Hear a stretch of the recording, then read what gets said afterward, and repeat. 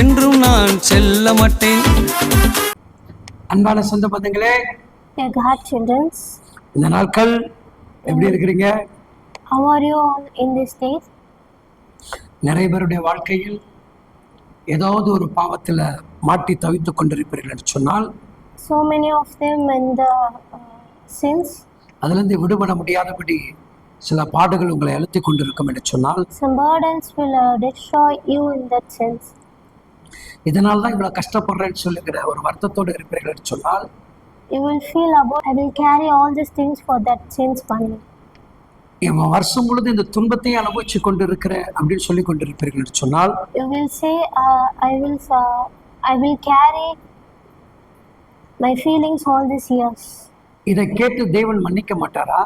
The God will listen me and he will forgive me. இந்த பாடுகள் நுகத்தை பார்த்து தேவன் என் மீது மனம் இறங்க மாட்டாரா? God will see my burdens, he will not turn his face to me. அப்படி கலங்கி கொண்டிருக்கக்கூடிய நண்பு பிள்ளைகளே, my dear children who are in that thoughts, கவனித்து பாருங்கள். listen carefully. தாவீது உப்ரேமில் நடந்து கொண்டிருக்கிறான். The David walked into the balcony. அங்கு ஒரு ஸ்திரீயானவள் குளித்துக் கொண்டிருக்கிறதா.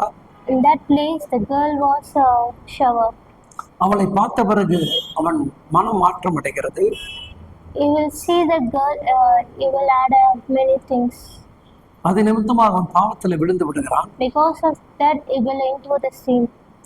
அது நிமித்தமாக அவனுடைய கணவருக்கு விரோதமாக எழும்பி நிற்கிறான். Because of that he stand against the God. அப்போ தேவன் அவனிடத்தில் ஒரு தேவ மனிதனை அனுப்புகிறார். Then only the God will say send the God's man to the David. ஒரு ஆடை குறித்து பேசி அவனுக்கு தெளிவுபடுத்துகிறார். The God will speak about the good and he will clear the David mind. இப்படிப்பட்ட மனுஷன் கொலை செய்ய வேண்டும் என்று சொல்லுகிறான். David says they will kill that kind of man. அந்த மனுஷன் நீதான் என்று சொல்லி இந்த ஊழியக்காரன் சொல்லுகிறான். The prophet says you are that man. அப்ப யார் தவறு செய்தாலும் கர்த்தர் விட்டு வைப்பது கிடையாது. The God will never leave no one who had a sin in his life. இனிமேட்டு தவறு செய்யாமல் வாழ்வதற்காக நான் முயற்சி எடுப்பேன்னு சொன்னா உன் பாவத்தை கர்த்தர் மன்னிக்கிறார். The God will remove all your sins. You will add a new life. 25:18 வேத வசனம் இவ்விதமாக சொல்கிறது. Psalms 25 chapter verse 18 says like that.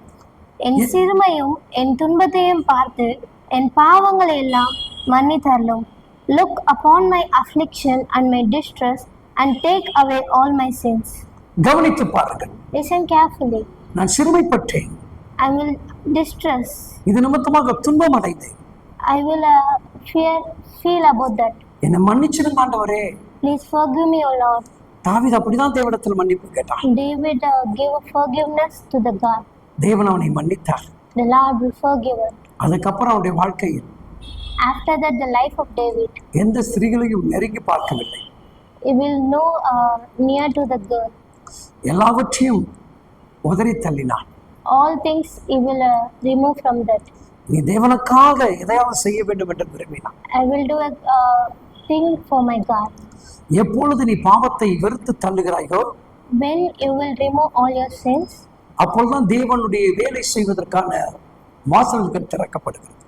then only the doors are open to do a God's work.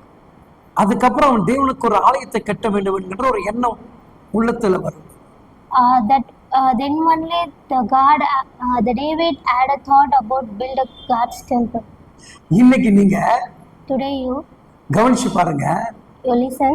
உங்க பாவத்துல நீங்க விடுபடும் போது you will leave your sin. இயேசுவுக்காக எதையாவது செய்யணும்னு என்ன வருது இல்லையா? I will do a thing for God. இந்த பாவத்தில் இருக்கும்போது நமக்கு இயேசுவுக்காக செய்யக்கூடிய எண்ணம் இல்லை.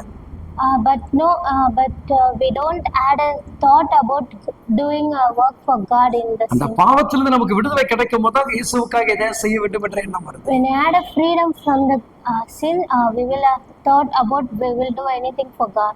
அதனால என்னை கேட்டுக்கொண்டிருக்கிற நண்பான சொந்த பந்தங்களே, my dear relations who are hearing this, முதலாவது உங்களுடைய பாவங்களை அறிக்கை செய்து விடுங்க.